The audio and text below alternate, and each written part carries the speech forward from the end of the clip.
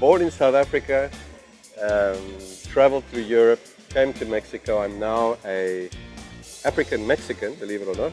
I hold a South African passport and a Mexican passport, and my name is Gavin Greenwood.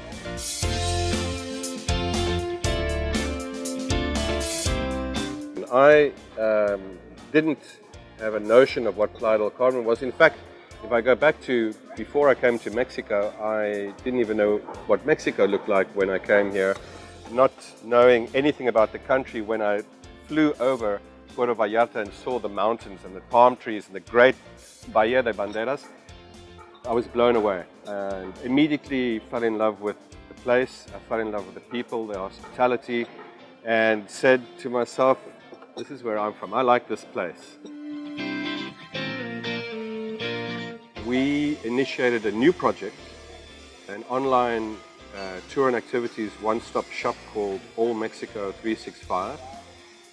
The All Mexico 365 platform we developed and built to target Americans visiting Mexico. As you know, Mexico remains the #1 travel destination for Americans on vacation.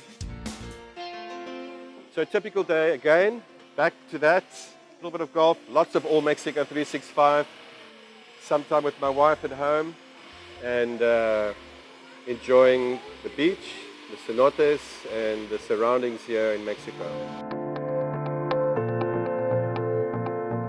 You know, many people find the language barrier a problem. I found it quite exciting. I wanted to learn. The more I learned, the more I understood, the more I could see, the more I could appreciate. Found the language barrier, I found it an exciting challenge. A lot of expats find the differences in culture the problem.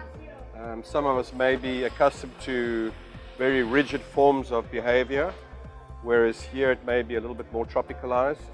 But again, I haven't found that to be difficult. I found that to be an interesting challenge and one which I've embraced very positively, and I've had no real issues here at all. If you think you've seen everything in Mexico, you're wrong.